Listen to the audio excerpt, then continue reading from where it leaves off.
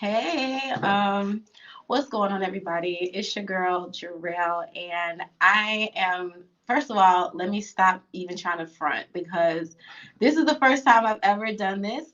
I am live streaming an episode of the Full Podcast. Obviously, this is going to be a test out, and then we'll see how it goes. But I have to introduce my guest, y'all, just so you know. This is the amazing Solomon Abrams. Hello, everyone. And he's going to be recording with me. I'm going to let you get introduced to the episode as I talk more about him. But I just wanted to say hey on here and shout out to YouTube people. And really just I'm trying to let you guys in more on the process of how I record, how I do my shows, and how I do everything set up. So we're going to have some fun. Just bear with me. This isn't like a produced video, so there's going to be a lot of downtime, and I'll have some timestamps for particular subjects that we talk about in the comments when this is uploaded. So feel free to kind of fast forward to parts that interest you. But this is just a fly on the wall type of video, so bear with us as we get set up. Do you like to do any like voice warm-ups before you? No, I'm fine. No, I'm fine. Okay, cool. So I am going to press play. We've done our audio checks and we're good there. Okay. And so let's get started. Okay. Hello, everybody. Welcome to another episode of the Flow Up Podcast.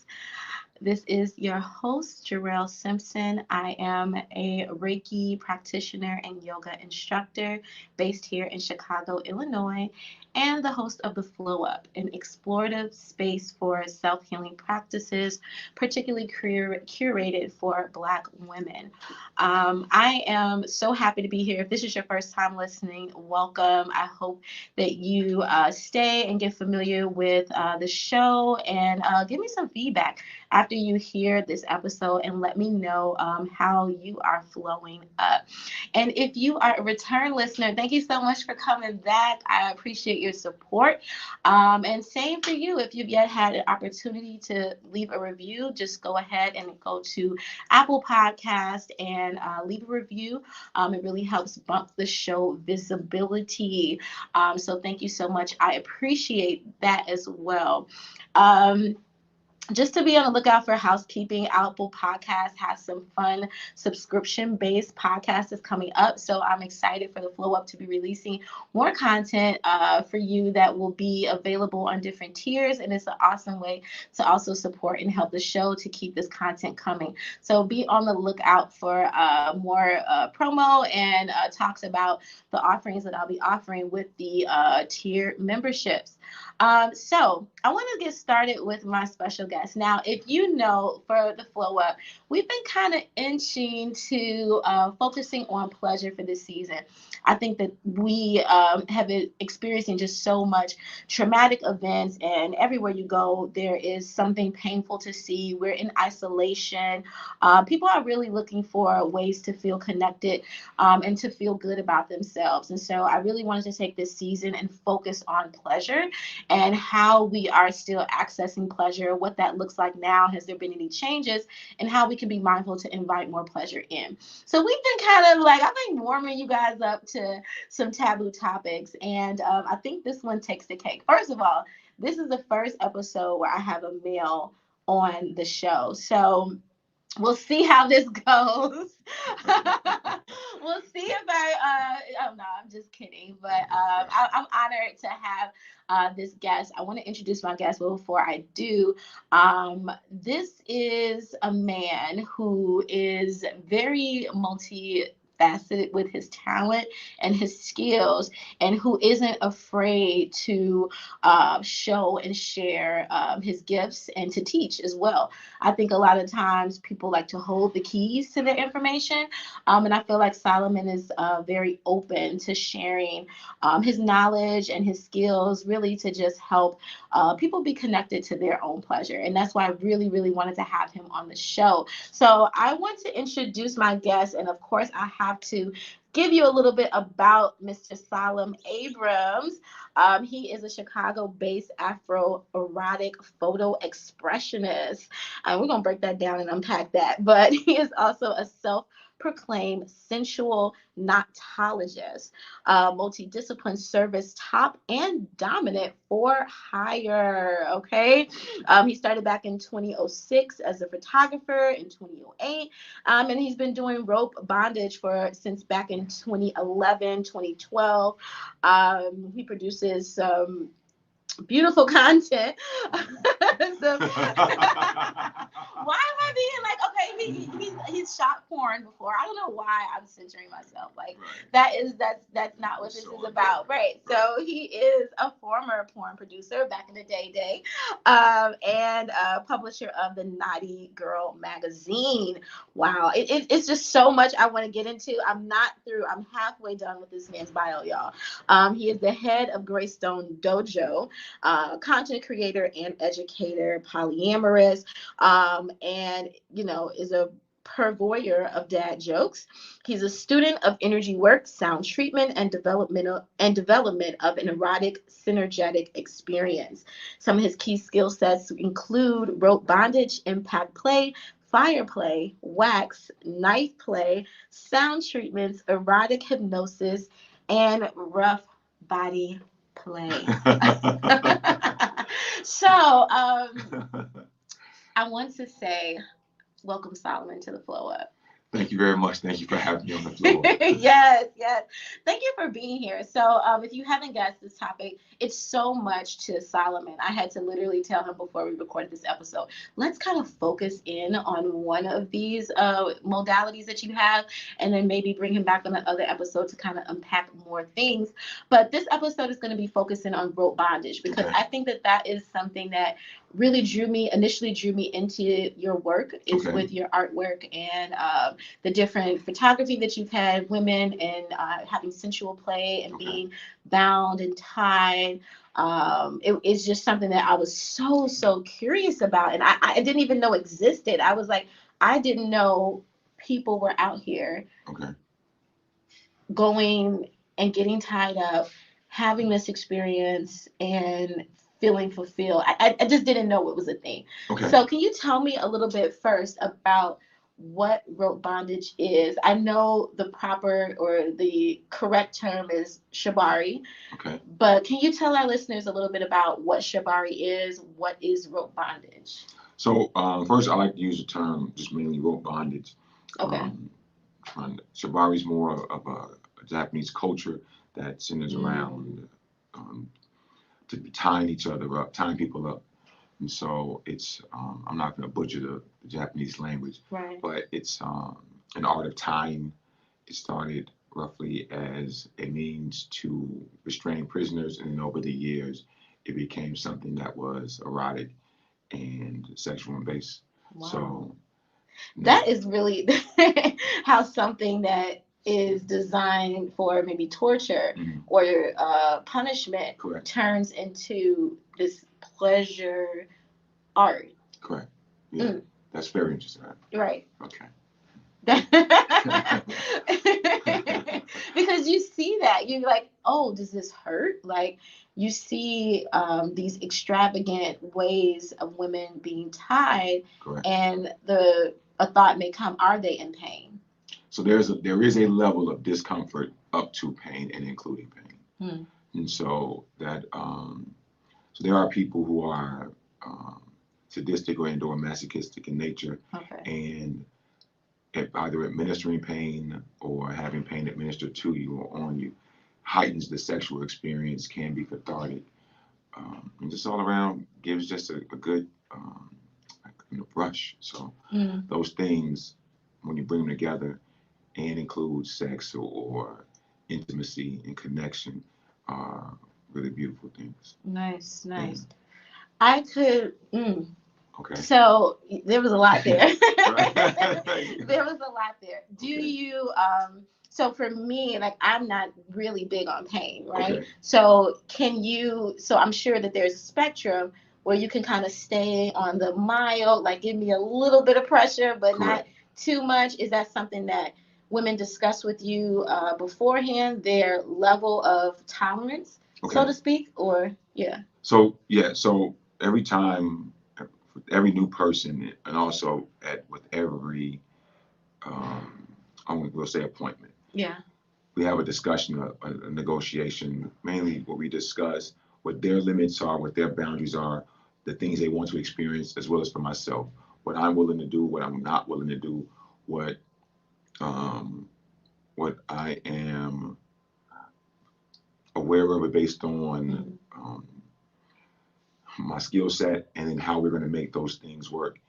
And so oftentimes when women hear pain, they're like, oh no, I don't want it to hurt like that. And so we just discuss a place where they're comfortable at, and as well as helping them develop, I try to help them, empower them to work through that pain and process through a discomfortable moment so that we can move forward in the experience. So it's not about just enduring. It's not even about enduring the pain. It's about processing, finding a method for them to the process through being tied so that they can sustain for the whole experience. So different. That's why I got into Reiki, and then I use some aspects of yoga or controlled breathing or guided meditation and things like that. Yeah, I was going to say a lot of what you were saying reminds me of yogic principles in general. In some of my yoga classes, we talk about going to the edge, and we talk about, if you have the capacity, obviously go ahead and explore that place that feels like maybe you can't be pushed any further. Definitely still being safe, but kind of just exploring where that edge is, and then maybe noticing that it is not as intense, that it's something that you can breathe through, or just feeling it for a moment and then feeling empowered to pull back from it. So that is really beautiful how that kind of compares in some ways, but definitely in a totally different way.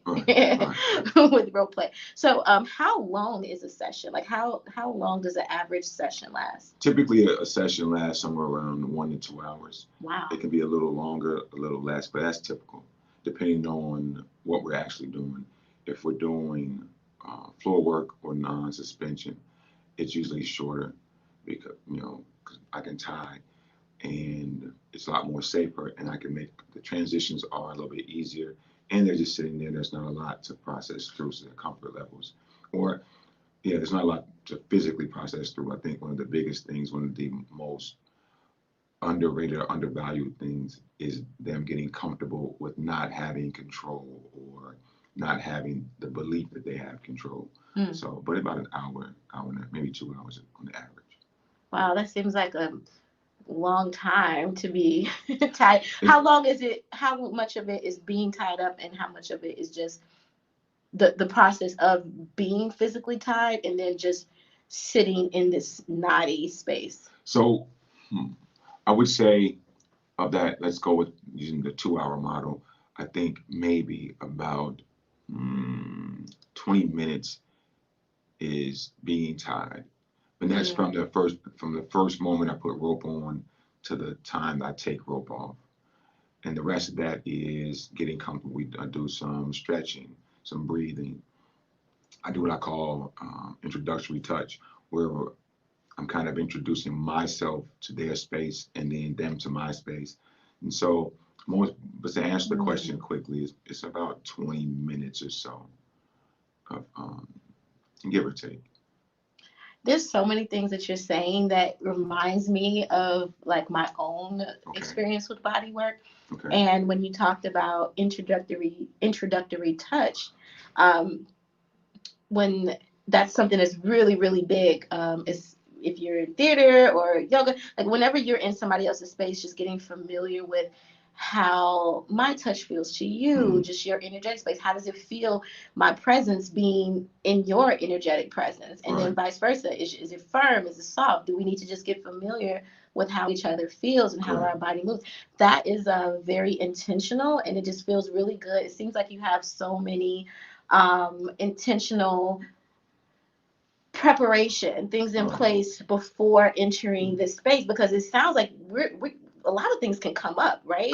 When we go to these tied places of being bound and the vulnerability that comes with pain. So can you talk a little bit about like how you set up a safe space for these women to kind of go a little bit deeper? So one is we establish a communication. We establish how we're going to communicate, our unique communication. And does that include like safe words? Or? So for me, with rope bondage, I don't necessarily have safe words. So what I do is encourage and empower open communication that leads to a clear understanding. Because with rope, especially with suspension, if you're tied up and you just say red, and traditionally when someone says red, it's just a full stop. You don't do anything else. Yeah. Well, that doesn't untie you. That doesn't alleviate this. That doesn't alleviate the predicament that you're in. So just having a safe word doesn't communicate to me what the issue is. So if there's a pressure point and you're uncomfortable, telling me red doesn't give me basically a distance and a direction and what you need me to do when I get there. So I encourage that. I encourage to be more external with their speaking or their thoughts or their communication instead of more internal. So that's what we do. We establish that, and I usually encourage them to say, hey, say what it sounds like in your head. Say what you hear in your head. Don't try to make up something. Right. And if that you come to a point where you can't find words, make a sound or start moving, and then we'll figure those things out. So it may be like, under your rib, well, yeah. And so now I can look and see what that is, because oftentimes it may be, hey, the situation may be red, which means stop what you're doing and focus on this issue, but I need to know what that issue is. Right. I need to know how you feel. And sometimes, like with people, new I have new clients who say, right. I was gonna say, like, what do you call? A lot of people come into the situation thinking that if it's uncomfortable, it's the right thing, and they won't say, hey, this weird feeling, or my under my arm is feeling weird, or suddenly once you tighten the rope, I couldn't feel my pinky. And they won't think of that, or they won't say, hey, this feels kind of weird and wonky. So trying to find the words when weird and wonky right under my breast is what they mean. And that lets me know this or lets me know that. Or they may have found that if I give them a pillow, that they can sit in a position longer. If I turn them on their side, if I turn the fan on, if they wore let's say they wore a bra and all they need is for me to reach under and unhook it. So now that the clothing is less restrictive, they won't know those things, and so they'll just say pineapples or something silly. and now I'm like, okay, I like mangoes. That doesn't help us. Yeah. So instead of a safe word, I encourage open communication, so that empowers them to help me help them, and then we can continue with the experience. And then if it's just a situation where they find that I may start tying and it's more than they can handle, I'll untie them and let them and sometimes just sitting with that rope and having that experience where they're not ridiculed, or they're not, it's not demeaning, like, oh, your punk ass couldn't continue. Yeah. More like, okay, we reached a point where we can, this ending point can be another beginning point, or we can start a new safe space gate and say, hey, okay, we went here. What are all the things that we can do from where we started to where we ended, and help you get to the experience that you ultimately want to have? And so that's kind of what I do. Wow. I mean, again, so much there. But before I forget, okay, I'm going to end with that. I'm going to pause there, because that's going to lead into something else. But there's a few things that you said that I really liked. One, the empowerment of communication during this sensual play, I think is so impactful for women. It's so important for us to have, because we have been conditioned to be soft and be polite. And there's so many instances where women aren't comfortable in speaking in how they feel. So when you say things like just say what is in your mind, Correct. just hearing that is relief for me, just because like I don't have to worry about not hurting feelings or being judged. I can just literally just say what's on my mind in this intimate space. Right. And still be taken care of. Correct. I love that so much. And then just in general, like I'm so against the Right. safe words. Okay. I mean, just knowing me, I probably would forget the word too. So Right. I'd be like, what's the word? What's that the word? And that's the other part. Like, what did we say the word was? Right. Mayonnaise. Like, what are you saying? It's all And so I'm sorry, go ahead. No, you're absolutely right. And it doesn't have any depth. These words don't mean anything. Correct. And so I love how you just get to the meat of the experience and say, okay, well, what do you need right now to make this more? Can I do this? Can I do this? Where do you feel the sensation? It's all about, like you said, introvert and extrovert. It's really interesting because it's like you're being so mindful of the sensations in your body and what that's telling you. And that is exactly what we do in yoga. I don't know, I just keep we're gonna have to do some like yoga rope bondage or something. I don't know, like something is cooking. Like I don't know. I don't know how that would work, but it'll work it. You'll be surprised how seamlessly kind of go together. Yes, I love that. Okay, so in the end of what you just talked about, you have mentioned getting to that goal. Okay. What is the goal that a lot of women are looking for when they have a rope session with you? Since no one person is the same, a lot of times it centers around comfort. It centers around not being in control or having someone else being in control of a situation. We live in a time where we're moving so much. It's so busy, and a lot of women just want to sit and be like, okay, I don't want to have to worry. I want someone to cater to what I want, or they just really want to see what it's about. So I know that's a bunch of things, but most people just want to, I want to not, I want to not have control even, some of those things like that. And then with suspension, it's just like, they want to fly. They want to fly. So when you say, just for my listeners who may not understand what suspension is, can you talk a little bit about the different types of, rope bondage? You have like maybe starting out small into the more advanced expressions of rope sessions. So that's it. If you can, no. Okay. I can. I wouldn't have categorized it the way you have, but. Oh wait, I do want to. We have someone saying hi, Black TV. What's going on with you? Up?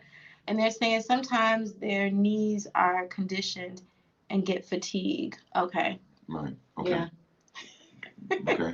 Yeah, maybe you're absolutely positively correct. So Black TV. Maybe let me keep my eye on the comments because maybe we had said something right. that they're speaking to, so and now they're speaking about if they're kneeling or some. Yeah, I got what they're talking about. Someone may be kneeling or hey, let's untie you so your knees are. You're not on your knees this whole time, or I see. The adjustments is what he was speaking to. Hey, maybe sit with your legs straight forward, or a lot of people get caught up in these positions. I'm going to have these positions, and that's all cool, but sometimes it's not about that. It's not about sticking to just this certain position. Sometimes it is about a different part of the experience. What we call in the Army the commander's intent. What's the commander's intent? What's the client's intent? What's the bottom looking to have? And so if they want to be tied up and tickled, it doesn't matter where their knees are. So I can sit them up, or they may want to stand, or they may want to lay down. It's whatever. It depends on what the person is asking for and how we get to the execution. Nice. So I don't know. My brain just always kind of tries to find a relation. Oh, he said a great convo. Thank you so much. And so I'm making connections with like labor. I don't know if that makes sense, but like just as far as the mindset and being prepared, and you have all these tools, right? You've got your birthing ball, you've got all these pain pain assistance, Okay. tools in the toolbox. And you could be like, okay, we'll just sit on the ball. But when you're in that moment, it's like all of that goes out the window, and you be like, look, I need you to understand me. You know what I mean? Right. And I know we talked about this, but all that, right. I need you to do this. I need you to, you know what I'm saying? Right. Put your elbow in this spot right Correct. here because I have attention, not in, you know. Correct. So that communication is him. So yeah, and sometimes it's another aspect of it is we may have an initial conversation about what we're going to do 2 weeks ago. And in the day we had that conversation, either of us may have been in different head spaces, different parts of our schedule in the day, and just different like your fatigue levels and those things, energy levels. And then once you're there, you may be feeling in a different way. We had the negotiation, you may have been happy, you may have gotten into an argument with a friend, you may have broken up with a spouse. Now you're at a different level, or and now you say, okay, you know what? I have time to think about what you said, and here's this. Yeah, definitely. Or it's really imperative for me as the rope top to anticipate them not really knowing what they want. They may see a photo, or they may have witnessed a video or read something, but they don't know until they experience it. And it helps when we have that communication level where they're kind of just like in their head. We all have that stinking thinking when they're trying to talk themselves out of it and say, okay, you didn't know that this would feel this way, so let me move the rope under, let me move the rope over. Let's not even use rope. Let's try. Some people may come into it thinking they want to use rope. We may have to use a different form of bondage. Yeah. Or they may realize that now I'm tying them up and their allergies are acting up, so jute rope won't work. We may have to use nylon, or we may have to use a belt or a pillowcase. All those things. Wow. Yeah. Whoa. It is deep. Let's see. Elon TV. I was seeking. Oh yeah, he was speaking to the part of the convo. Yeah, we got that.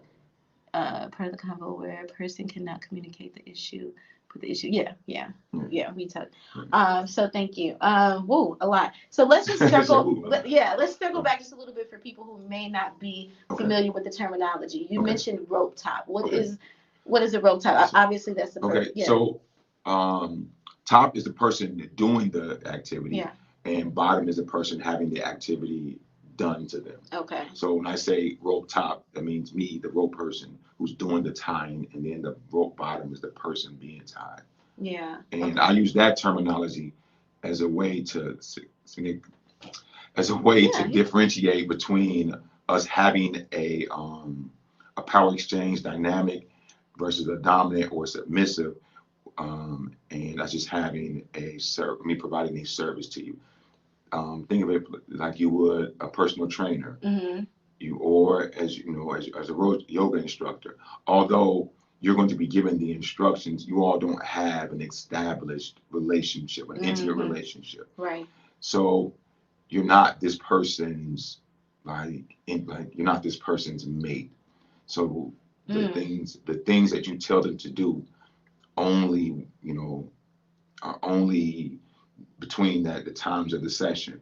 Whereas if you have with your husband or whomever, you have an intimate relationship with them, and the power exchange of the authority given to you or given to them in that exchange is deeper, and it means more. So that's why I use service top as opposed to dominant. Those things to keep them know, like, hey, I'm not your man. Right. I'm just doing it right now. I'm providing a service, and this way I'm doing so.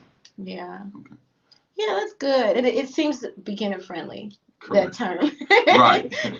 Like, dominate, like, oh, right. No, right. And so and that helps. So I don't want to come into it like, well, you're not going to, I'm dominant. Whoa, hey, listen, we can, I'm not here to take anything away from you, or I'm not here to beat you into submission, those things. You've come unless you want unless that's what you want, and then we go a different route with life. So we just that's another show. That's another right. It's another show. That's a different feat. But let's start out with that. Different. Oh yeah. Let's keep it in mind. It's a little extra. That's a little different feat. You gotta do some negotiations. Get a lot different. Some waivers we'll definitely have to sign. You know, so. Oh, I love it. I So, love yeah. it. So let's circle back because Okay. we got a little distracted, All but right. going to the different levels of rope Okay. bondage, if you can quickly kind of walk us through, well, not quickly, but just walk us through like the beginner friendly type of services to the more advanced suspension you mentioned, kind of Okay. clear, explain what ropes, you know. So here's how I describe how I walk people through. First, it's rope that isn't restrictive. So it may just be decorative rope on the body, maybe things that where they're not restricted, where they just get to feel, just have like rope on the body. So maybe I like so maybe that. just be like The arms. arms or a pretty design on their torso, something that may feel like a corset that has that swaddling effect, like a warm hug, that embracing effect, to like different level, base level restrictions. So sometimes I may just tie their feet together. I may just tie their hands together, or I may tie one extremity or the other to an object so they can't move. That way they get that level. So there's non-restrictive, and then we'll call level one restrictive, where there's minimal amount of restriction. So like maybe, like I said, one arm, one hand, one arm, things like that. And then what we will call, we'll say 50% restriction, where it may be just the same hands, one hand, like the hands tied together, but they may be tied like behind their back, or their legs may be tied together or bent, and those things, to until a place where they are completely bound, but they're not, they're still on the ground. So that may be things like a hog tie, hands behind their back, legs tied behind them, or legs tied in front of them, and things like that, where they're completely restricted, but they're on the floor. So they're not, they're on the floor. They're and then that level of restraint, up to Shibari, up to suspension, where now, and there's like, and for me, there's a levels to that. So they may just be completely off the ground, but their extremities aren't restricted. So their legs and hands are free. And then we go from there to maybe their hands and legs become restricted. Maybe I tie them to themselves, or I tie them to another post so they can't move, or they move freely as one unit. And then the next level after that is adding more and more, like, I'm just gonna say it how it is, add more and more pain or discomfort, change the positions upside down. Maybe I have them spinning, things like that. Wow. And then you add in different kinks at every level. Wow. So right, so you you added the fire right. play. So so let's say, for example, if you were tied up, you're tied to a chair, and then maybe like maybe fire play, like you said, or maybe some impact play, some light spanking or some heavy spanking. Or you can do what's like a predicament bondage or partial suspension, where they may have one leg tied in the air and they're off balance on their tippy toes, or they're tied, but so that if they move one way, they're tied in a manner that's uncomfortable. But if they move to get comfortable, they get more uncomfortable, or something they may get poked or things like that. Oh my goodness! Yes. And women enjoy this. Yes. Wow. Men too. There's men who enjoy it too. Wow. Yeah. Wow. Yeah. So okay. That is. I mean, yeah. And I love awesome. It. I know, right? Because I'm picturing myself in all these different things, and I'm like, okay, that. But you can also, women. So let me say this: you can also do those things in a manner that's that's not extremely comfortable. That's comfortable, and then do the additional things can all be sexual based, sexual pleasure based. So, for example, you can do a partial suspension where they're on their tiptoes, and there may be a very powerful vibrator, or they're tied down and their nipple clamps or things like that. There are different things that are strictly done for for sexual purposes, for sexual gratification, that heighten the experience. So they have chairs with a hole cut in, and there's a Hitachi, but kind of in between, and then you're sitting so that if you try to get uncomfortable, you try to get comfortable that you're pressed against the Hitachi head is pressed against your clitoris. And so now you're trying to not have an orgasm, but you're trying to make yourself comfortable in those things. Or you've already had a couple of orgasms and now you're being, now you're at orgasm 10 and it's been 20 minutes. And so you're like, oh shit, things like that. Wow. Or, someone may be suspended and then now they're actually having sex, things like that. So there are a lot of, it's not always about the pain. So that getting that processing through the discomfort may help, like, okay, now we're uncomfortable, but we're going to add in sex. It's going to make it fun. So it's like saying, I'll give you another example. It's, think about trying to have really good sex in a small car.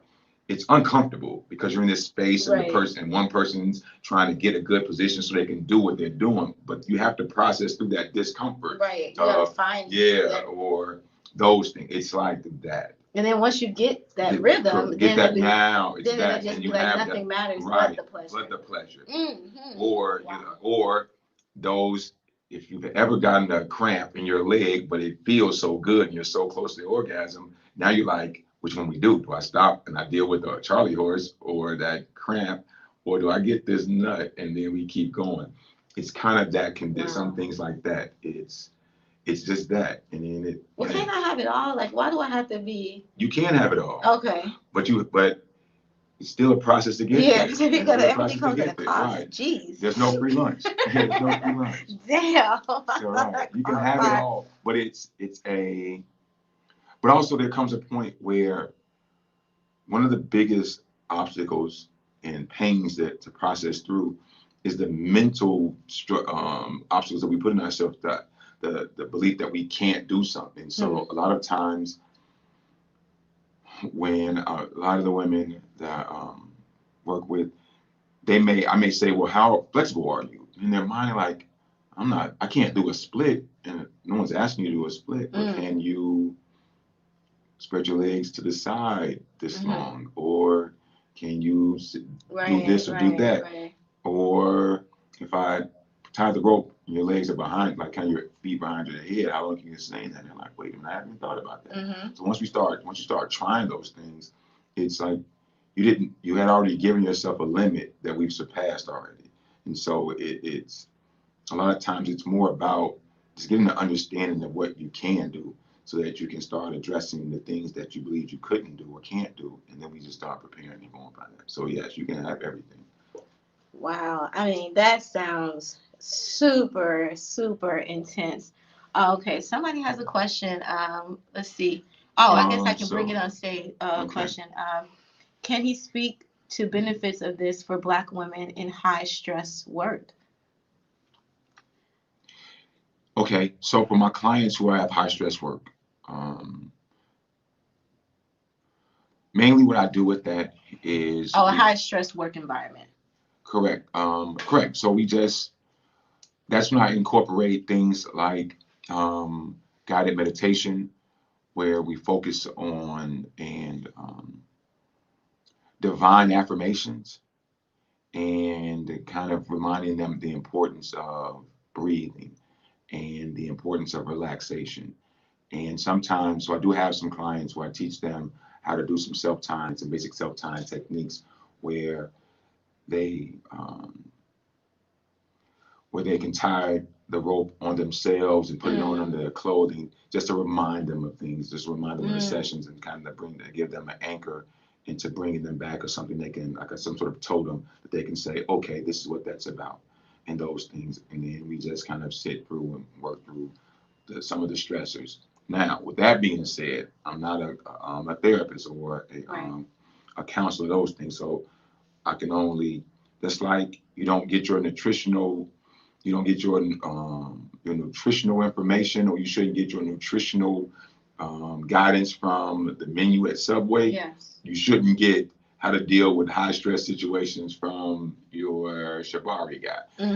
But I can take some things that I've learned and help use them to supplement, you know, Yes. the things that a professional, a clinically trained person would say, hey, these are the reasons you're going to do that, and say, okay, you know, like just telling someone breathe when you're having a bad day is cool, you know, but it doesn't help them all the time. Right. And someone who's medically trained will be able to really help that, I think, in my opinion. Yeah, thank you. That was an excellent question. Um, I just, here we go again. You bringing it back to birth, and before as in preparation for labor, Mhm. with my husband, we went to a parent, not a parent, but a coaching course Okay. for him to develop practices on how to coach me during labor. Okay. And one of the things that I found interesting was we had a list of things, of different sayings or common sayings that coaches would say to mothers in labor. And my job was to circle things that felt good and cross out things that don't feel good. And breathe was one of those things. And I was like, when you read it and you're picturing yourself in labor and saying hearing someone say breathe, it's like, no, please don't say that to me. That does nothing for me. I mean, maybe sometimes reminding me to breathe, of course, is encouraged, but it was just something about the way I was like, oh, I could picture you saying this to me and it would irritate me. Right. So, right. You know, it should be like footnotes. Right, yeah. Right. So it's in the parentheses and the footnotes. So it sounds like your relationship with your clients is the most intimate that I could really imagine. Okay. But I guess maybe not when it comes to this type of work, because it's almost like you are a sex worker in some ways. Yes, I would agree with that. So I am a sex worker. Yeah. Right. I'm a sensual sex worker. Right. Yeah. So I would imagine that, you know, it's not too taboo in your field, but I actually just lost my train of thought. Okay. But I did have something that I was going You'll towards. Come back to it. Yeah, I'll come back to that. But let's talk about the clients, because I've seen some of the work that you put out, and it seems like the women, they have some differences. I've seen younger women, I've seen older women, I've seen different sizes. Mm-hmm. So can you talk to me a little bit about the similarities between your clients and some of the differences? Similarities, they're women. Right.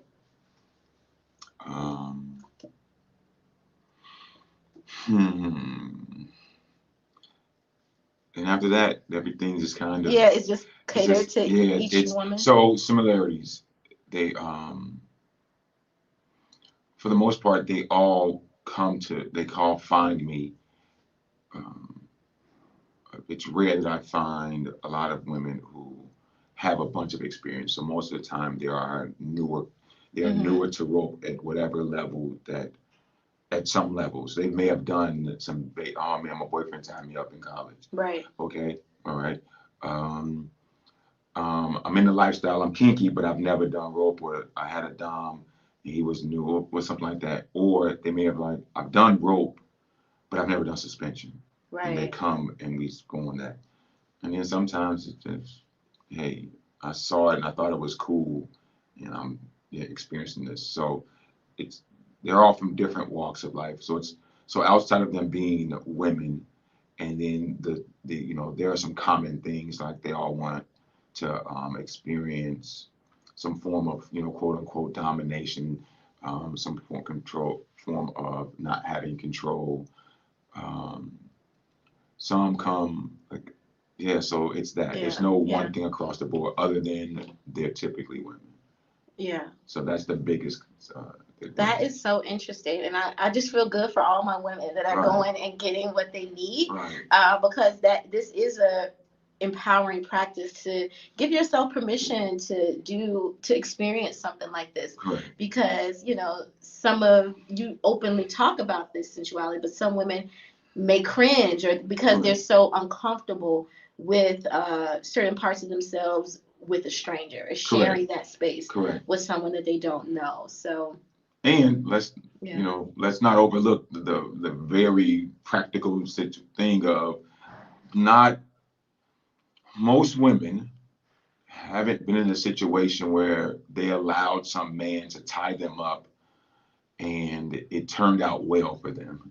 So Right. I don't want to True. overlook that, True. and that plays a part into it. Yeah. So it's like oftentimes like that's one of the common questions that people ask me. It's kind of like they're nervous, like, oh, I'm trying to make a joke, but it's really serious. Like, you're not gonna kill me, are you?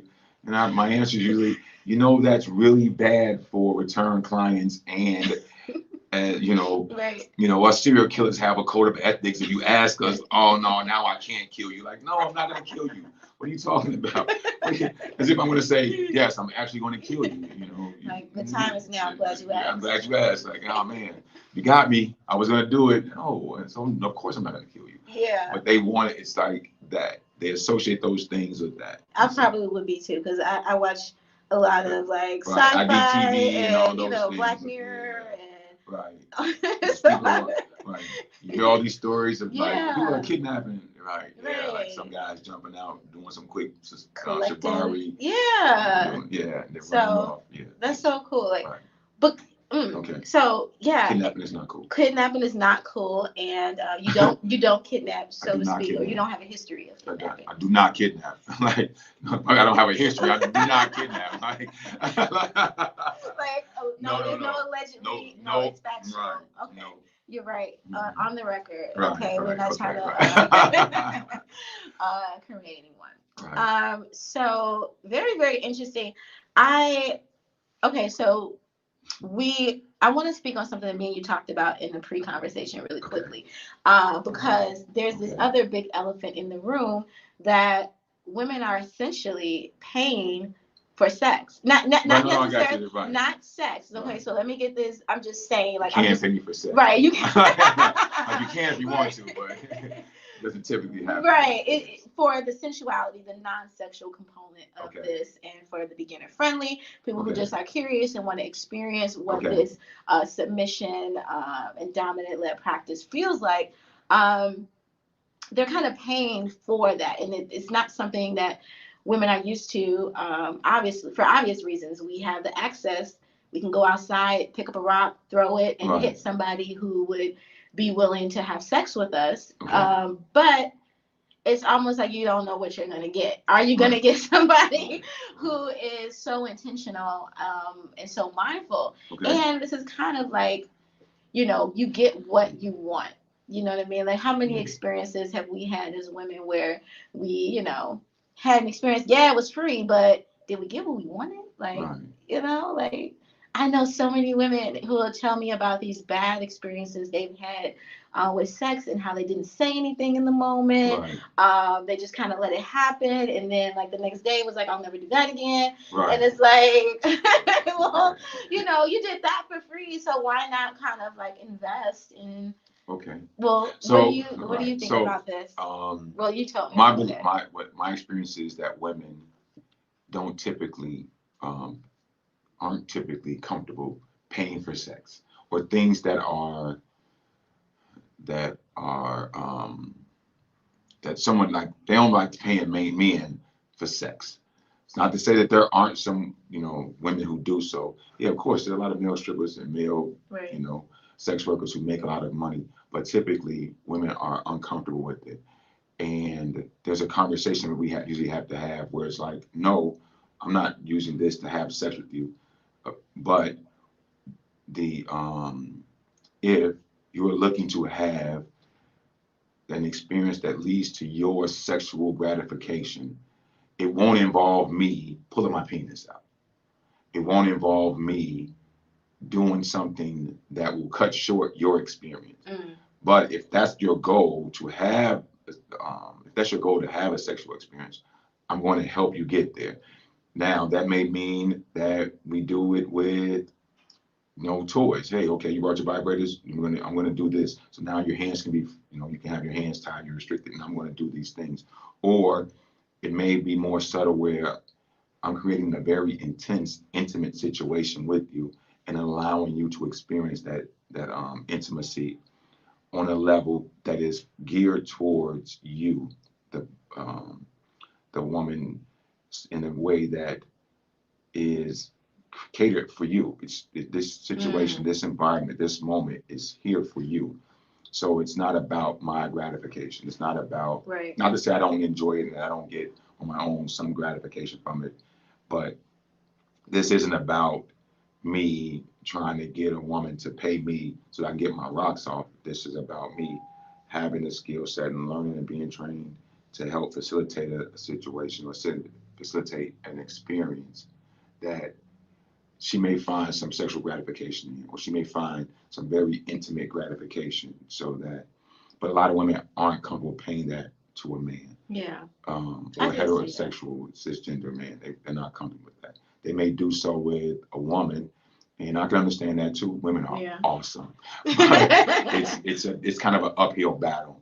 Or and so I don't do it. I don't have sex with my clients because for me it leads to this is bad business. Right. And I personally know that I can sometimes be possessive of people I have sex with. So it's so it doesn't. Yeah, I gotta be truthful with myself. So it's like, hey, I'm gonna still want my money, but when we start having sex, I'm gonna still want the Gucci and the cash.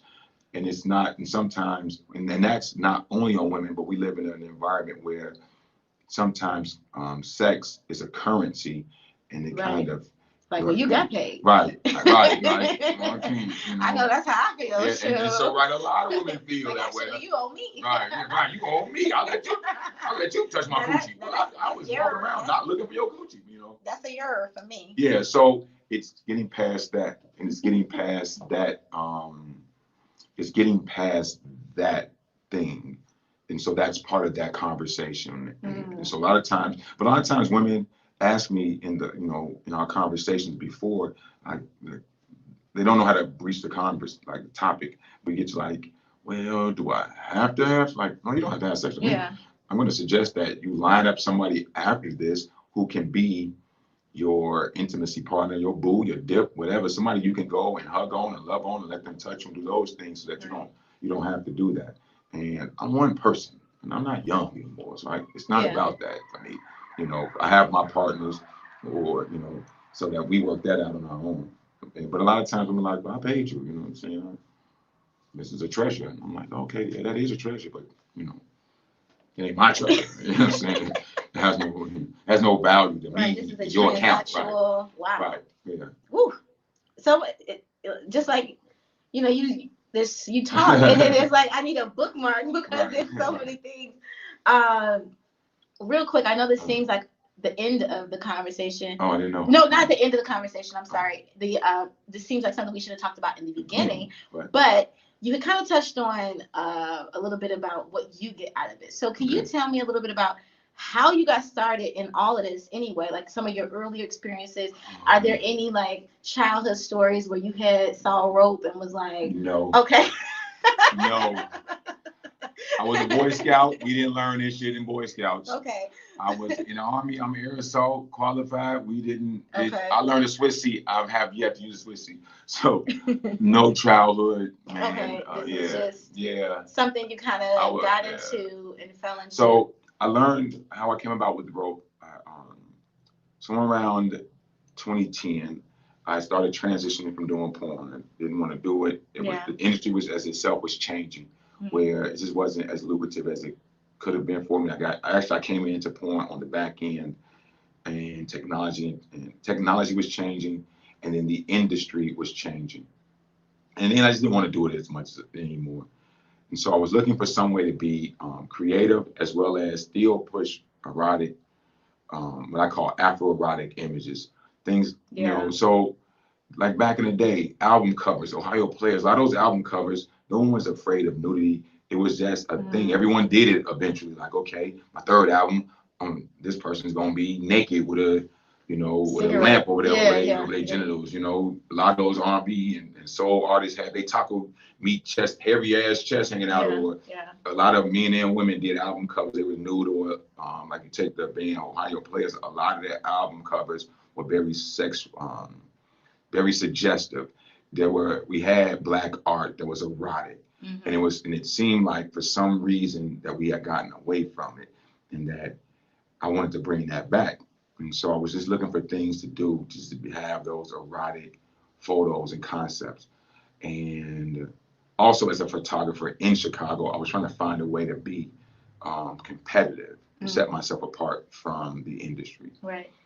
I saw some photos of a plus size Caucasian woman in rope, and I just thought it was really dope. And I was like, okay, well, you don't see a lot of plus size Black women. Period. Well, matter of fact, you didn't see a lot of plus size white women in bondage, but you definitely saw, if you saw the amount of Black women who were plus size and doing rope bondage was almost non-existent when I started. Not to say there were some, but it was hard to find. And so I saw those photos and I was like, okay, I'm going to try that. And I was working with a modeling group, and one of the models that I had built a good rapport with, and she was pretty adventurous. Was like, okay, I'm up for everything. So we had some rope that we brought to the shoot to try, and I did a basic tie, and that was one of the first times that personally I enjoyed the experience of creating the moment, the actual tying of the rope, and that instant deeper connection to the person, to the model, to the moment was new for me, but very exciting in a way that wasn't like before. I could just do what I was going to do, and it had no thing. But with rope, that moment, that very first time, that moment was it just okay. Now I have a new epiphany. I'm not going back. It's my sunshine moment. Yeah. So you put your mom on the phone. Hey, yo, this Solomon. Hey, vanilla life. I ain't never coming back. So it was that. That was actually kind of quite romantic, just how just following. Yeah. Following your heart. That's really what that looks like. Yeah, and my heart was involved. Yeah. So, Yeah. Right, and my heart. Yeah, just being in the moment and seeing what feels good. I'm gonna try it, and then I just immerse myself in just trying to learn more as a person learn more about rope, the culture of rope, and then just learn more about myself and that connection. I'm a connection hoe. And learning what that meant in my head, like what that actually meant. That hey, okay, what if I'm weird and I like tying women up? I'll just find women who like to be tied up and just gonna live life that way. And so that's how my journey started. Wow, really, really beautiful. And thank you. I mean, you walking in your purpose, and that is a part of other people's story and their journey. I had the pleasure of speaking with someone that actually had a service from you. Oh, okay. And I'm going to talk to her a little bit more. Okay, that's awesome. But, one of the things, she just had so many good things to say about her experience. But one of the most things that I found fascinating was how much she talked about how this rope session with you was a part of her own spiritual journey. Correct. And how, it played a piece. She brought me the time. She brought you to did she? Okay. Yeah, Shout out to Ari. Yeah, that's nice. Like, yeah, she just talked about how intricate or intentional what her experience was for you, how it kind of played a part in her spiritual journey, and how she was evolving into the woman that she was becoming, and where she was in her life. Right. And so she was like, yeah, I go to him like once a year or something like that. And I was like, wow, that's pretty dope that that you block out this time for this amazing experience, or this unique experience with you. I mean, it's so unique. You don't see a lot about like these services. Like, how would somebody like even go about? Now, I know you're in Chicago based. Correct. So for anybody who is in Chicago, we're definitely going to put some information on how to get in contact with Solomon if you're curious. And I'll give you opportunity at the end to like talk a little bit more about it. But like for people who maybe in a different city and maybe are not here, how would they get in contact with, how would they get started with finding someone to kind of have similar experiences with? It won't be anything like the experience with you. So one, use your Googles, use your social medias, use your search engines where you can, now it's a bit more accessible. So I would reach out to the people who are kinky, and then ask them. So if you know someone who's kind of into the BDSM lifestyle and they're kinky, ask them if they know someone who does rope. Right. Kind of vet through that process, and then you can go through that as maybe use like a FetLife, which is a a social media platform for BDSM.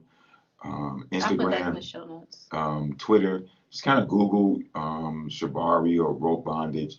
there's some awesome people up moving around. There's Ropes by Dash. There's Atlanta has a bunch of people.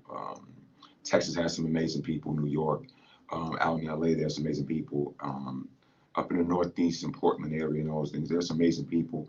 So a lot of times use those hashtags that you see, Shibari or rope bondage or Naughty Life or those things, those little derivatives you may see, and just kind of use that until you find someone, until you find someone who looks like you in the position that you would like to be in. So if you're a curvier woman and you want to be suspended, find the photo of the woman who is suspended, like you want to be suspended, and kind of go through those hashtags until you find either the model or the person who did the rope or the photographer. Then have a conversation with them, and they should be able to help you move on to the next get into that space, like that. Right? Unfortunately, there's no real directory where you can go gettiredup.com or something like that. Dang, I was hoping. Man, right. So there's but the most of us know other people who know other people. So if you say if you're in a place, like I say, if you're in Texas and you're like, hey Solomon, I don't want to be tied up by a man. You know any women down there that are black? And I would say, oh, Madam Posh is in Texas. Shakti Bliss is in Texas. Those are amazing women. If you're in Atlanta and you're like, you may want to be with Rima. If you want to do something on the more psychedelic side, you reach out to Sir Dashington. I'm trying to think. Wow. So out in LA, my goodness, my LA people gonna kill me. I'm sorry, LA. I do have some LA listeners too. It's some, I know more than models, but out that way. But there are some dope people out that way. There's some people in Northern California. There's a sister out in the Oregon area. It's like the House of Good and Evil. She's awesome. I think her name is, oh goodness gracious, please don't. It is O, and I call her O, but she's dope. And so there are people, and it works the other way around. Sometimes people find me through other people, in that way. That is, So I mean, it's bigger than I thought. I'm thinking I'm having this isolated conversation with you, and obviously this is something that private community, but you're just dropping so many names that you're aware of, and so you just really realize how many people are out here living their best life. And you wouldn't know unless you look for it. So it sounds like you got to have some patience and some due diligence. Don't just hop on the first. Don't just hop on the first person talking about they'll tie you up. Right. Vet, like your life depends on it, because it may. That's my person. Real. So because there are a lot of people who,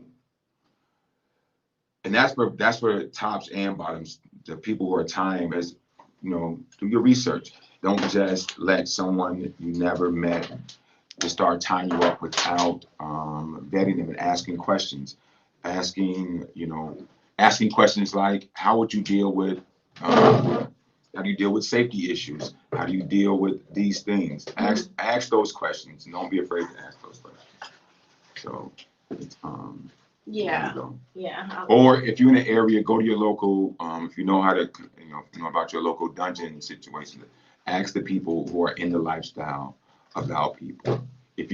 With me, you can ask any of the models you see in my photos or videos.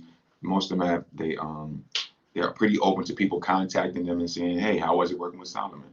I'm pretty direct. I could be an asshole, but I'm not going to be unsafe. Yeah. So that's good. Dungeon, you mentioned that. What is, just for people who may not be familiar with what a dungeon is? So dungeon is typically a space where people conduct BDSM activities.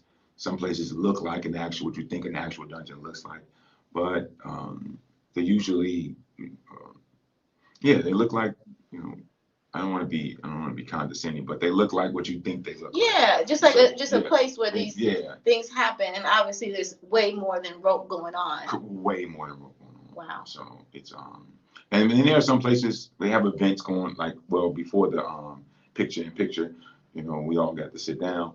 There were events. There are a lot of events, and sometimes you can hear about an event and ask the organizers, will there be someone doing rope there? And if they aren't there, they're usually try to find someone to facilitate for people who want that to happen. Right. So.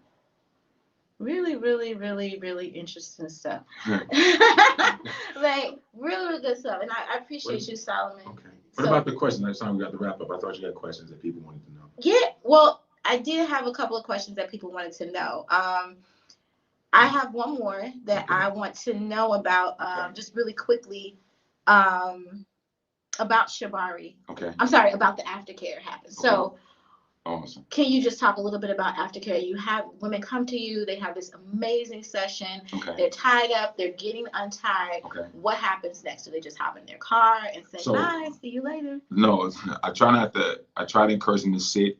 So Aftercare is, we have so part of the session when I send them out, what's going to happen. One of the things is Aftercare, where they sit in that space.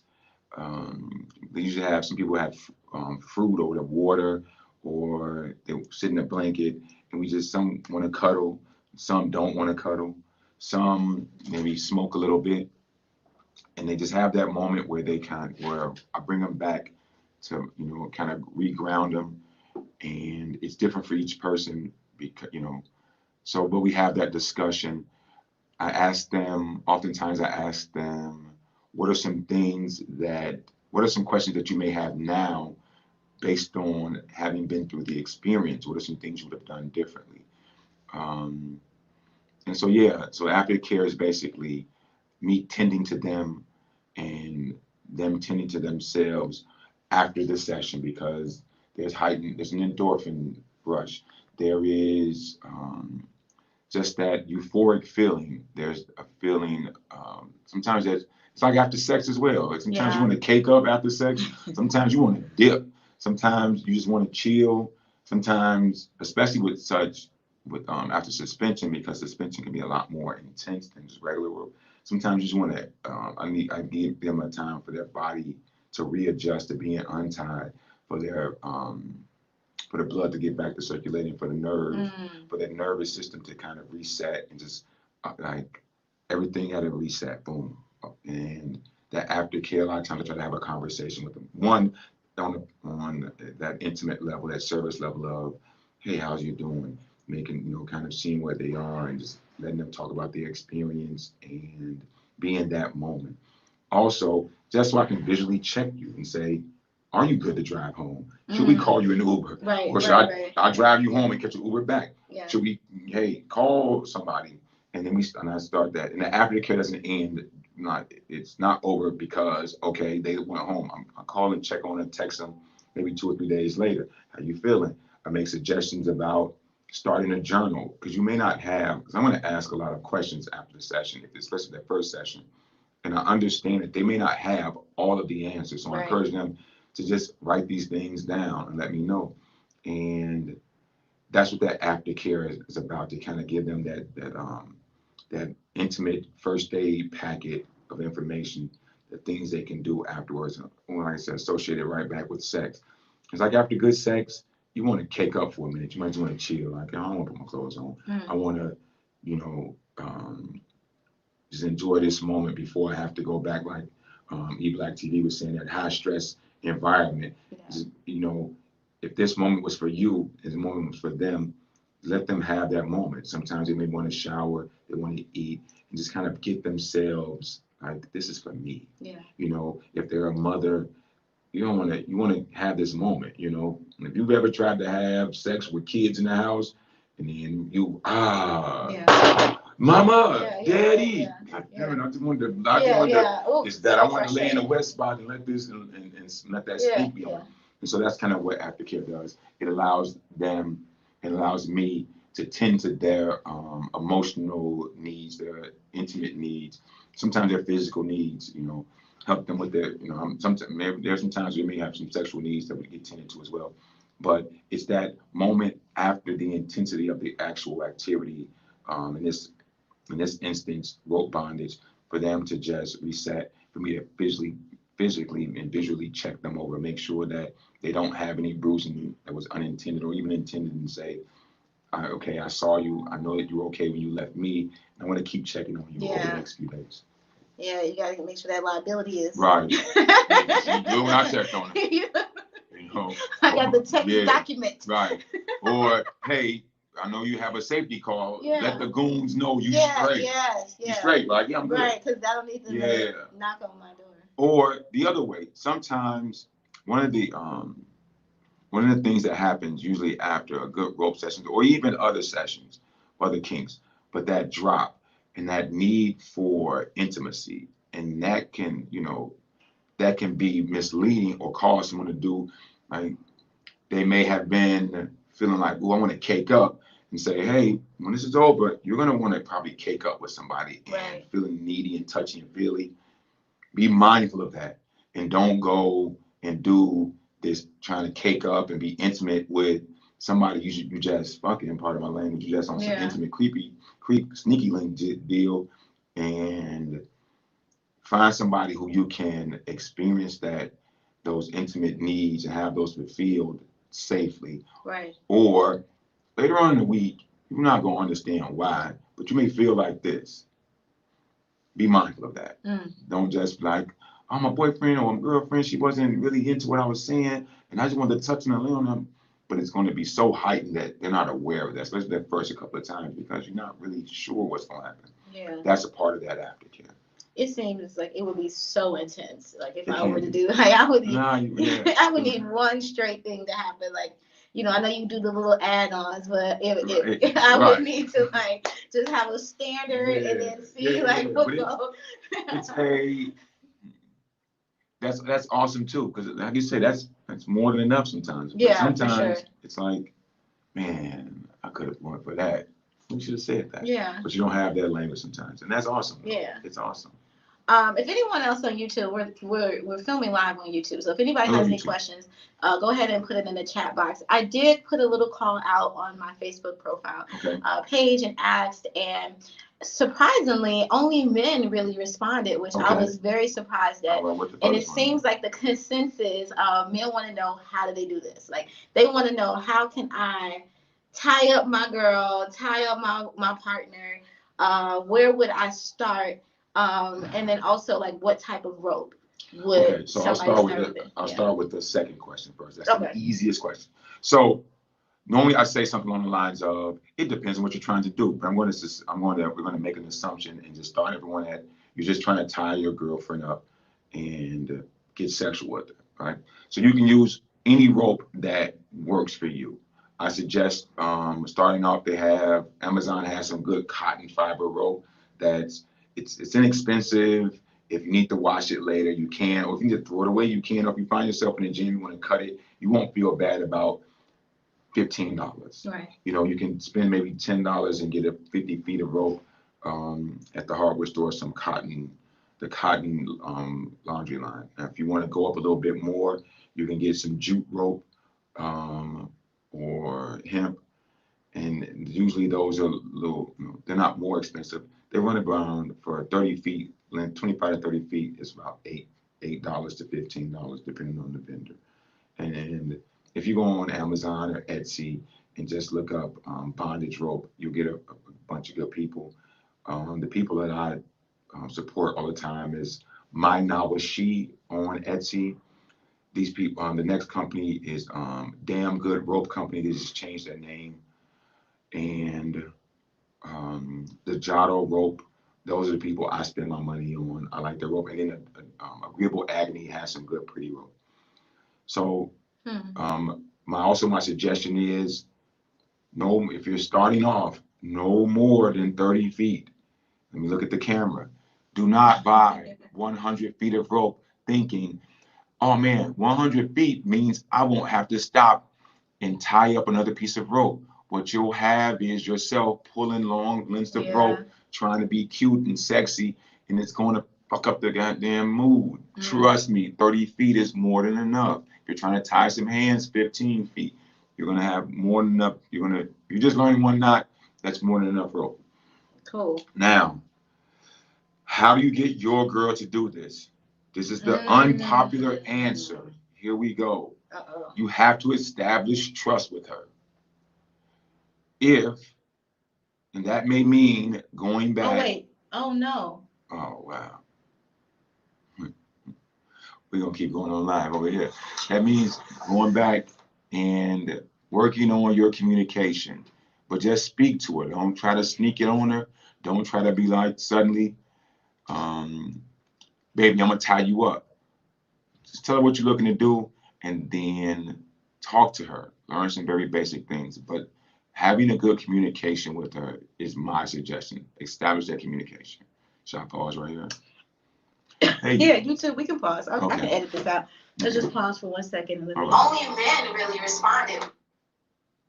That's awesome. Okay, so that's good. Which I was. Okay. Okay, so at least I know where we are. Very surprised. All right.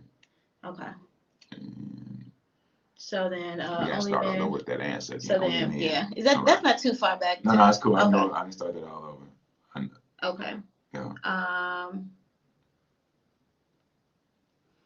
It seemed like only men responded, and mostly the consensus was they wanted to know how would they get started. Okay.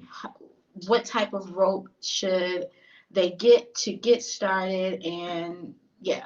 Okay, so I'll start with the second question first. Yeah. That answer is the type of rope. If you're going to be doing some basic just bedroom stuff, tying her to herself or tying her hands behind her back, any rope will do. Cotton clothesline works really well. Amazon has bondage packages. Like sometimes they have some as cheap as 2 for $10 or 2 for $15, and you can start with that, or you can find some jute. They have companies on, on Etsy. My Knowledge, she is one of my favorites. Damn Good Rope Company is another one of my favorites, and Dejato Rope. But that's jute rope, cotton rope, hemp are some good things, and some good nylons, soft nylons, and those are good rope to start off with. They're inexpensive. You won't feel crazy if you have to cut an $8 or $15 piece of rope. And it's not that expensive. So that's what I would say. Get that with that. Don't use that pretty rope that's in the aisles in Home Depot. It's not that good with a lot of tying. It looks pretty, but it doesn't. There's a core inside of it that once you start bending it, it gets all wonky and janky, and it doesn't really work. Okay. So just some good cotton clothesline, cut it to about 25 feet, and work with that. Don't go more than 25 feet to start off with. It just becomes it's just a mess up the entire moment, because when you're pulling all that rope through, it'll feel like a bad magic trick. With the scars, the person, the magician pulling up the scars. Right, for each one it does. Yeah, and so when you're trying to do that, it's just it'll wreck the thing. It'll wreck that moment. And if you're trying to seem real cool and suave, pulling that rope through will spoil everything. And by the time you get to the sexy parts of it, she's gonna be out of the mood. You're gonna be out of the mood, and then it's going to take just as long to untie it, and it's all frustrating. And then you won't do it, and you'll like saying to somebody, like you say, Solomon, I tried it, I had to stop all the way through because I couldn't wait that long. Yeah, because you had 100 feet of rope and you were just trying to stop it. 25 feet is way more than enough. 10 feet is half an inch is way more than enough. Now, as far as how do I get my girl to do it? Yes. One, you got to go back and start building trust. You have to go back and start establishing open communication with your girl, with your woman in your life, your partner, and do so in a way where you are answering to her concerns. So you're not, because you probably said some stuff like, oh yeah, if I tied you up, I'm gonna do this. You have to make her comfortable with the fact that if she lets you tie her up, that you're going to untie her, and in between, you're not gonna do some stupid shit. Right. So step one, don't do stupid shit when you tie her up, or make her think you're gonna do stupid shit. Like, even if, I'll give you an example of some non-lethal stupid shit. If your lady does not like to be tickled, this is not the time to tickle her after you tied her up. Right. She's gonna get a lick back. She's gonna get a fucking tickle lick back, and it's not gonna be a tickle. But right. Oh, one of the things with rope bondage, and it's downplayed in any, but all the books you read, they speak to communication. You have to start a different way of communicating, and just talk to her and say, hey, and talk over all the things that you want to do, and don't be afraid if she looks at you and say, you weird. Okay, but let's try this. Yeah. And you know, work with her at a very slow level, and don't be afraid that it won't look pretty the first couple of times. So embrace that part of it as well. Embrace the fact that the knot looked kind of crazy or how you tied it and those things. And yeah, that's what I would do. I would just ask her. Don't try to sneak it on her. I wish I had some old fly ass lines like, "Hey, baby, let's try this Shibari." No, it wasn't. I didn't start like that. It was real cumbersome trying to go to people and women and saying, "Hey, I wanted to tie you up for this photo shoot." I can imagine. Yeah, but ultimately, what I found was that, especially for me, the more I did it and displayed my work, the more people came to you. So with your woman, try the stuff that's non-restrictive first. If she says yes, tie something, just maybe tie the pretty rope around her ankle or the pretty rope around her breast and those things. If you are, I would say, focus on the body parts that you like. So if you're a booty guy, start with tying things that have you focused on the body parts that she likes and that you like. If you're a breast person, she got, tie that. If you're a feet person, tie that. So find the things that you like that make you both feel good about the experience before you move up to the other parts. And just have fun with it, just have fun with it. And let's say, for example, your lady is like, well, I want to do it, but I don't want to start with rope. Use saran wrap.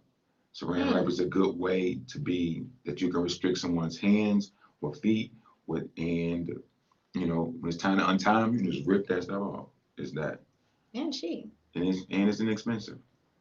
Saran wrap. Now I saw another video too where you had used pillowcases, right? You was like, how many of y'all got pillows? Right. With pillowcases. Right.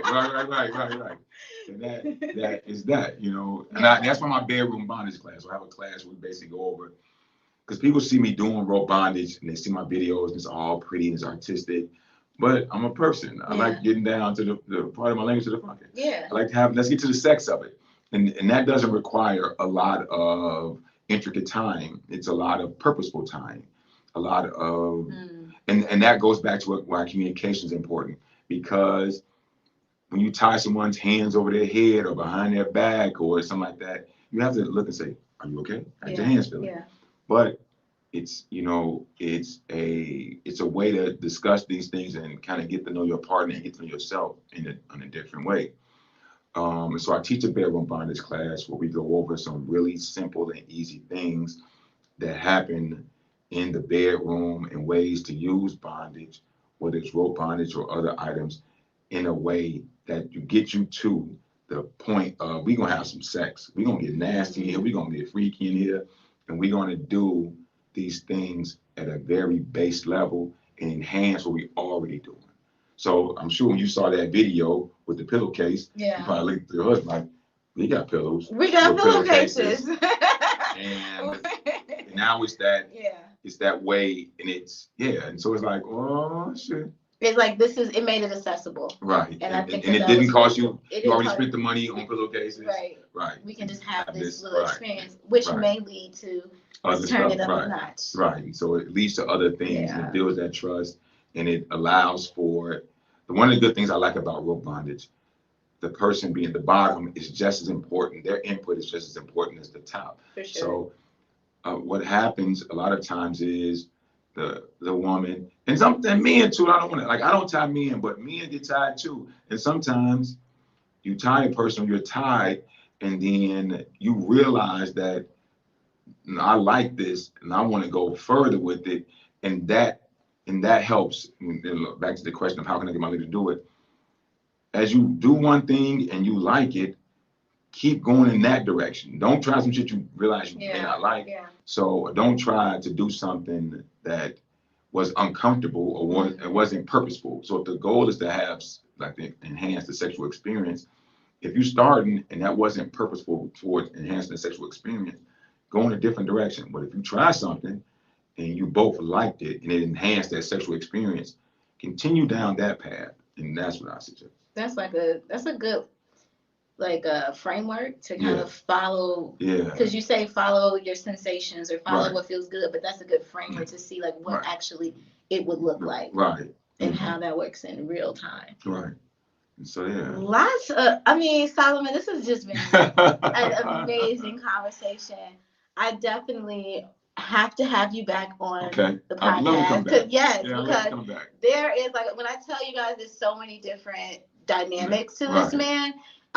And you're so knowledgeable about Well, thank you. so many different things. And I know you're not that too much into tarot, but you know, you kind of remind me of a King of Cups energy, Ooh. where it's just very very emotionally intelligent. Okay. Right. So you Okay. are very aware of Okay. how women work, you know, because that's our language. We're the, Okay. you know, intuitive emotional beings. So you Okay. know how to kind of speak our language and kind of know what, you know, like, you know, Well, what we thank you. want, you That know, in sounds some great. ways it seems, you know, Thank you very you know, much. so I just really appreciate your dedication to your own practice. I Okay, love thank you. when people are super, super passionate and Okay. nerd the fuck out about, Well, you know, thank what you. they love. Well, And thank so, you. you know, I think that's Thank you what, very much. you know, makes for this great conversation experiences.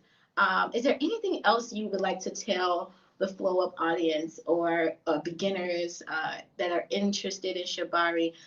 Any last final thoughts on this practice in general? Black people do it. I'm Mm, black as fuck. mm, So don't feel like it's what people, you know, that's white people shit. No, we do all this shit as well. And the black king community, the black rope community is very is thriving. And yeah. then conversely, if you have a sense that rope bondage isn't for you because of, you know, our cultural, you know, Yeah. background, then don't indulge in it at your comfort and at your own speed. Right. And outside of that, if you want to get up with me, I'm sure you're gonna have my link. Yes, If I'm you gonna want, you have know, all on of your Facebook, stuff to get. Don't everywhere. worry if I'm you're everywhere. listening to this while you're driving. No worries. All of Solomon's contact information will be in the show notes, so you can reach out to him. Even if you have some questions, Solomon is very open to, you know, kind of answering. He's very transparent. So if you want, you can definitely shoot him an email. Is that the best way to get in contact with you? Email, no, use the best way for them. So Okay. since I'm all over the place, send me a DM, text me if you find my number, all those things. Just understand that not only am I a busy person, I can be I'm open and I'll answer your questions, but I'm not obligated to answer your questions 100%. to a point where that now I'm basically I giving gotta you for give you free. an invoice. Yeah, like, you know, right, yes, hey, you know what I'm saying? And yeah, be mindful. Be mindful. Be of mindful of, you know, and be what ready to you're do some of your asking. own work. Absolutely, It yeah. helps. It'll help with our conversations. But it'll definitely, because sometimes people want to know things, but they don't have a basic understanding of terminology and correct. Yeah. And that bogs down the conversation. So be prepared to do some work. Yeah. Other than that, yeah. Rope with responsibility. Be fun. Rope with responsibility. And it seems like this is something that, you know, no matter what, I don't want to use the word hang up, but no matter what, your situation or hang up, it's like, it seems like this is something, no matter what, you can get into. If you're in a relationship and you're like, listen, my man or my partner is not going to allow me to, or not be comfortable with me, being introduced to this type of service by another man, you know, then, you know, you can maybe empower your partner to kind of explore this and maybe get them a book, or maybe, you know, put them into some videos and kind of encourage them. Like, yeah, do you have a way for women to kind of nudge their partners if they're like, well, I'm not gonna let you do that? Like, how can a woman kind of get her man to kind of tie her up? It's the same thing. Same way. Now, one of the differences with women, the other way is not all. It's the same thing. Start that communication. But if your guy isn't into it, he may have his own. If he doesn't consent to it, don't force it on him, because it'll have pushback. But I also I'm fine that if you bring you and your guy to me together, and I can speak to him and say and make him comfortable with learning these things, so that it's not an attack on his ego, and then that there is a different understanding why she felt it's important for him. And when that goes, like I said, I'm gonna give the same advice to women. Go back and undo some of those etched in stone things you said. So For example, a lot of women who I ultimately work up with, or who partners come around, or they have an issue, they started off saying things like, I would only do that with somebody I really trust. And so now your man's trying to understand how you got to a place with me, yes, as a stranger that you really trust me yes, enough to let me tie you up, but you won't let him tie you up. He's ass. You have to go back and undo that, but you can't do it in a way that makes it his fault. You know, it has to be, we all have to be accountable and responsible for our issues. So if you all are arguing and you're like, I can't trust you to do that because that time you had that girl phone number and you was looking at this, that has nothing to do with you being able to believe that that you can trust him with your entire fucking life, or that those are two different levels. So go back and repair that and say, you know what? I know what I said. However, I did some research and tell them how you got there. Tell them how you got to this point where and say, hey, I think this dude, he seemed like the kind of dude that let's find out if he'll teach you, and like that way. Include him. Right. Yeah. And sometimes I've done this for other couples where the guy don't care about learning it. Yeah. He just wants he want her tied up. I'll sit back, and y'all do the business, and I'll untie it. Boom. There we go. Wow. Yeah. Or you can get pretty much whatever. Yeah. Or let's be very clear. You can buy sets and straps that give you the same effect, and now nobody has to learn bondage. Don't you know what I'm saying? Don't make it about just having to be tied up with rope. If your goal, the ultimate goal, is to be bound and restricted to receive and heighten the sexual experience, it may not have to involve rope. And so if the goal is to be bound and you want your guy to bind you, to restrict you and have you, can't move, find other ways. Your guy might have, look to him for some ingenuity as well. Like, how you think we can do this? And he might say, shit, there ain't no more, I can do this here. And, do some other things that fit into his comfort and his wheelhouse. So don't exclude those things. Don't exclude his and understand, like I said all the time, there's no free lunch. So you all might have to, it might have to be quid pro quo. Okay, I'll learn to tie you up if you learn to do this other thing I like, or be open to this other thing I like, or learn to do this thing that I want you to do. Be open to those things, because since there's that trust and that communication, sometimes you have to have there has to be a currency exchange. For sure. So your way of getting him to do rope bondage may have to be learning to pole dance, or twerk, or he might be like, you know what, I have been wanting you to bite me or scratch me or spank me, and now it may come, just like you want him to change his mindset, you have to be ready to change your mindset. It's a lot of work. It's not just so no free lunch. Solomon, I know you say you're not a therapist. Okay. I'm not a clinical therapist. Right. You're not a clinical therapist, but you just read my whole situation. Not my whole situation, but you just kind of just put some insight onto things as far as, because my husband, when you talked about debunking or unpacking or retracting from statements that you may have said, and I think that men, you guys really hold on to words, and they mean things, right? They mean things. And so that's my husband. He's a Capricorn, and I believe you are too. Right. So they really mean so he would hold. He remembers. He holds on to it, and he's trying to understand why you use this particular term. So that was an excellent example of saying, hey, how were you able to so quickly trust this stranger? Correct. Yes, and so that's important. Here's a reason. Here's another reason that's important. So when women come, they say, "Hey, can I bring someone?" Of course you bring someone, because you know me from Adam.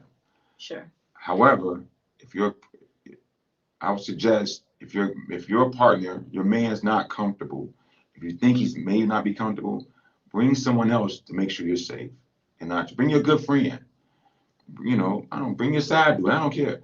But don't bring, because what happens is, especially with people who are new to self sexual exploration, you guys are discovering things. And it's a lot of times people aren't used to watching their partner be pleasured. And that takes a moment. And so it's hard to convince somebody otherwise it's hard to say that I haven't had sex with this person. I never did anything with this person. To then watch your expression change in a way that's non-sexual and respond. Ooh, yeah. And I'm doing something to you that's quote unquote non-sexual, but your husband, your boyfriend is watching you. And in some cases, your wife or your girlfriend is watching you respond in a manner that's very sexual. Yeah. And in a way that was unique to them at first, or unique to these experiences. So now, right. So now you're watching this and going, the only time you're like that is with people you've had sex with. And that's your ooh-wee face. Yeah. Or that's your, I know what that means, your leg shaking. That means you're going to come. And it wasn't sexual, but you had to convince your husband, your boyfriend, and now they watching me tie you. The energy is already. It's going to be, yeah. It's like, it's and then but on the good side, sometimes men are sitting there. So if they're not comfortable, it makes things worse because you won't have the terminology and the words to explain what just happened in front of them. Right. Because you're new.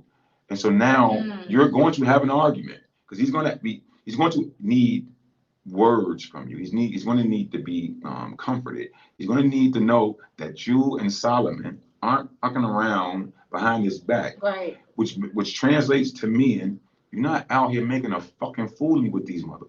It's part of my language. No, you're good. And so it means something. And so sometimes it takes a moment to have someone else make sure you're comfortable, but also let the experience happen in the way the experience is going to happen in a very organic way. And what I caution women with is when you're asking your man, wife, or your partner to experience these things, and they don't, what we look for now is an enthusiastic yes. Hey, I would like to do this. It's like, you do what you're going to do. Don't do it. That's an ultimatum. If they say, you know what, it's not something I'm not very comfortable, I'm open to going and experiencing that with you. I do have some questions. Speak to their questions. And I'm not going anywhere. I'll wait. I've been around. Right. So take that time, but don't blow it off, because the reason we remember that is we've had experiences where women blew us off and we were right.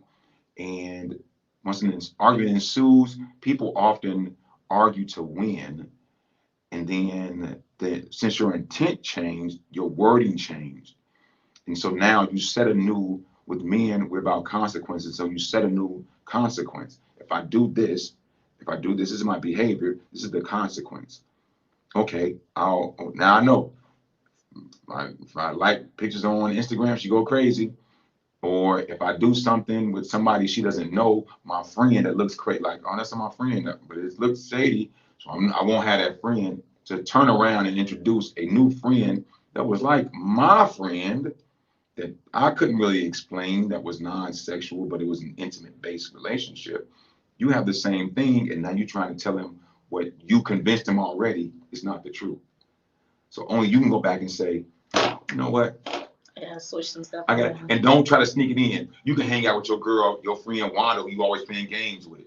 Nah, don't do that, because now you're trying to suck him into it. You're not coming in saying, hey, this is what I was wrong, or I had my mind changed. I thought about what I said, what we went through, and I changed my mind. These are other experiences is what changed my mind. You gotta have separate conversations now. And don't say, and I realized that was wrong, because now I want to do some stuff with Solomon. He's gonna be like, wait a minute, who the fuck is Solomon? Right, 100%. It's going to overshadow the fact that you're trying to change the dynamic of your communication. So you have to go back and say, I was wrong in that. I can see what he was saying now. Like, you know what? Or say, you know what, baby? He was right. Yeah. Well, he gonna be surprised, like, what? I know that's right. Like, what? It don't even matter. But you gotta go back, because once that change happens, you can't unknow things. And it goes back into pouring back into him and saying, he was right. And now he doesn't have that weight of trying to every time have to convince you that he's right. That he's right. Ooh. Listen, so there we go. I mean that is 100%, and like I mean, whew, I can't like this. This obviously is not something to play with. This is not right. This is not. But you got to be pretty mature to get on this ride. It sounds like, because there's just so many layers, especially if you're in a relationship. I think that's what adds another component, rather than if you're exploring this on your own, and not having to have the consideration of another person's feelings. But be it, you know, it's different. It's different. Right. And there's another nuance. If you're a single person doing it with multiple single people, it's different. Right, it's different. And so I do find myself being like a relationship counselor during. I mean, absolutely, 100%. I tell people like, hey, I charge a different. That's a different fee. Okay, I was just gonna say. You know how you in a relationship, you married. You know how that gets. You like you bring somebody in as a mediator, and it's like, well, okay, I see what you're saying. However, we can't. Once you mix some things, you put the milk with the peanut. When you put the milk with the flour, you can't separate those easily. Yeah, they're kind of mixed in. Right. This is actually reminding me, like we use the term sex worker, but this is actually now you're giving me a little sex doula work. Okay. Which is like, mostly you see women in this position of just, you know, assisting women with feeling more comfortable in the bedroom, and ways that men can kind of, you know, cater to women's needs and understand the things that they need in the bedroom and how to like keep that connection care. Sounds like what you're doing in some ways, with the different options, correct, tiers that people can come to you. And from the perspective of the man, because there are as much information that we have out here, there's still a lot of women and men who believe that men don't require some sort of catering to in the bedroom outside of just wham bam, like shit. That's true. I walked around naked. He should have had an erection. No, you know, I had a whole hard day. I do feel that way. Yeah, people that work trying to pump me out. You know, I do like. You know I like to be. I like a little men. You're saying like men like a little foreplay too. Yes, and it's different. And sometimes it's just like, listen, let's be very clear. Sometimes we had a long day, and our erection may not be as tense, and it has nothing to do with you. And sometimes when we think, I snap my fingers, it should be getting hard. True. No, it doesn't always work like that. Or I'll be damned. Sometimes sex. So, what I say to women is like women who don't like riding, like, oh man, I'd be cramping up, my body be tired, and all blah blah blah blah blah. Well, imagine the man having to hold your legs up, do core work, focus on not coming, say all the right things. It is a lot. It is a lot. I won't tell how I know. Right. There we go. We won't get into that, but but once you I was able to get a taste of like how you look over at him like, this is. It is. It's a workout. Then you start going like, it's a workout. 5, like people's like, you a 5-minute brother. 5 minutes is a long time doing thrusts. Holding legs up and somebody popping back on you. That's a lot of shit. Let's give our guys some credit. Yeah, and so it's those things. And sometimes I come into a situation and I can stop women from saying things that are definitely detrimental to ego destroying. Yeah. So it's, you know, it's those kind of things. And even just helping people saying, just stop using terminology like, I'm gonna make you tap out. This isn't a fight. This isn't a conquest. Yeah. It isn't, you know, it's shit. Sometimes, you know, like the little memes going around. Sometimes we want our drawers pulled off. We want want to cover our face and be like, we want to be the little spoon. Yeah. Look right. Some warm cool your booty feels good. Yeah. Sometimes it's go on, do what you're gonna do so I can go back to sleep. Yeah. I don't need to be an active participant in this. Whew. And so, you know, we take a deep breath and wait 30 seconds. We can go into a whole nother session, a whole nother podcast. You just need to. I mean, seriously, like, I reintroduce me. Right. I mean, I think this might have been one of the longest. Reintroduce me. Go right to a different topic. Hey, we back with Solomon. How you been, Solomon? All right. Solomon, the fire, play expert. The erotic pyrotechnic. Thank you for the. I have a name for fire. The correct terminology. I'll make that up. Don't worry about that. Oh, you did? Oh, you gave yourself the term. No, erotic. So a lot of the things I say about myself, I had to adjust the terminology. I'm sorry about making it in the background. I had to adjust the terminology used for promotion on social media. So some sites, when you put content up, they don't allow fire play. They don't allow knife play. Gotcha. So I have So to you come had and to come and say say, pyro or thermoerotic play. Like shit, that sounds. Right. Plus, it sounds Right. really like you messing clinical. with the algorithm. They don't really know what you're Yeah, talking about. right, like, oh, that seems right. thermoerotic seems really clinical. Yeah, I'm waiting to fire over your titties. Until you press play. Right. Wow.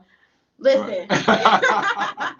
I mean, I know if you're listening and if you've stayed to this part of the episode that you are super, super curious. So what I need you to do is head over to flowup.com, check out the show notes, click on that see more details so you can get in touch with Solomon and really, if you are curious, kind of get some questions answered and figure out how again, to my Chicago listeners, how you can learn a little bit more about Solomon. So definitely reach out. It's been nothing but a pleasure. Like, thank you for having me. I have to have you back. And I want to also open the conversation to the listeners. If there's something else that you would like to know that I can ask Solomon on a future episode, please don't hesitate to shoot an email over to hello@theflowup.com and just say, hey, I listened to the rope bondage episode and I need to know this, that, and the third. Can you ask him this next time? And I will be happy to do so. This has been awesome. Well, thank you for having me. Thank you so much again for taking the time. Good. I can't wait to go to the post-production and hear what we have and put it all together. So I can't wait till next time. Solomon. Okay, awesome. I'm always available. Let me know. Can you make this thing work? Yes, so, yes. Okay. Maybe next time when I get my new space set up, you can come at the new space. Yes. Oh, yeah, guys. He's in the transition of selling his home and purchasing another one.